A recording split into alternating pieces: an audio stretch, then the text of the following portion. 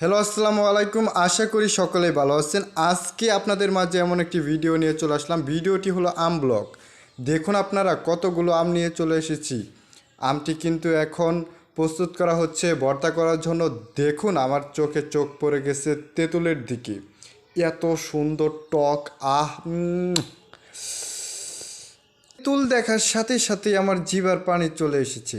এখন আপনাদের একটা প্রশ্ন করি, যারা তেঁতুল এখনও দেখতে পারছেন তারা অবশ্যই চোখটি বন্ধ করে রাখেন, কারণ অবশ্যই আপনার ডিসপ্লের উপরে যদি আপনার জিহ্বার পানি পড়ে যায় তাহলে কিন্তু কাজ করবে না।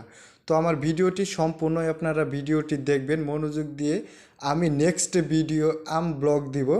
ইস, আবারও সে চলে এসেছে তেঁতুল সামনে। কেমনটা লাগে বলেন? ক্যামেরার সামনে তেঁতুল রাখা মানে অনেক আমার জন্য বিপজ্জনক, কারণ কখন যে জিহ্বার পানি চলে আসে সেটা আমিও জানবো না।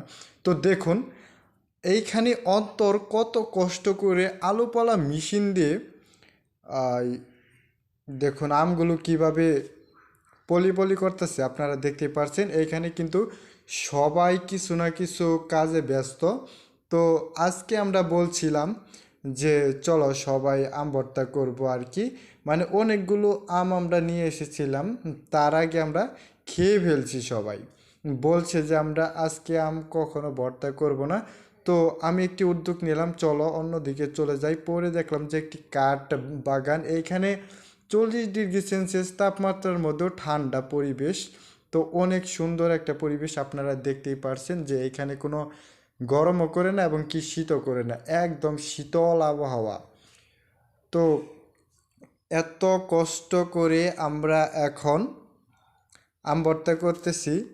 তো আম ভর্তা করার সময় আরও কিন্তু অনেকেই আছে আশেপাশে, আপনারা দেখতে পাচ্ছেন। ওরা কিন্তু ক্যামেরার বাহিরে আমার মতো তারাও কিন্তু ব্লগ ভিডিও করতেছে।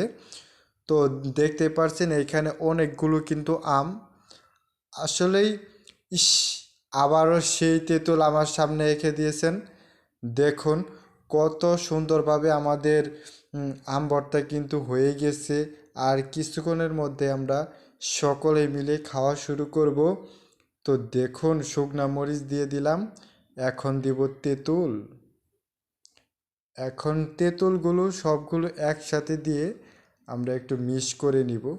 ওয়াও, দেখুন এখানে অনেক মেয়েরা আসবেন, পরিষ্কার পরিচ্ছন্নতাভাবে ভিডিও দেখবেন।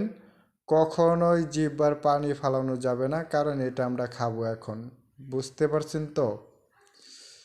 সেই মানে আপনারা তো খান নাই, এটা যদি আপনারা খেয়ে থাকেন তাহলে অবশ্যই আপনারা বুঝতে পারবেন কিভাবে 40 ডিগ্রি সেলসিয়াস তাপমাত্রার মধ্যে তেঁতুলের টক খাওয়া এবং আম ভর্তা করে তেঁতুল দিয়ে খাওয়া যে কত মজা। যারা এখনও খান নাই তারা কখনোই বুঝতে পারবেন না।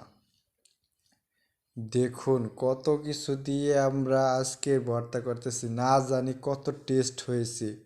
না খাইলে কিন্তু বুঝতে পারবেন না। এই তো গড়াগড়ি শুরু হয়েছে। হ্যাঁ, এখন একটু টেস্ট করি, আপনারা চুপ থাকেন, দেখি কেমন হয়েছে। আমি একটু মাঝখান দিয়ে একটু হাত দিয়ে দেখি, আমি একটু নিয়ে নিলাম। ইস, অনেক স্বাদ বন্ধুগণ। আপনারা যদি খেতে পারতেন একটু তাহলে বুঝতে পারতেন যে কত স্বাদ হয়েছে, কত মজা। ইস,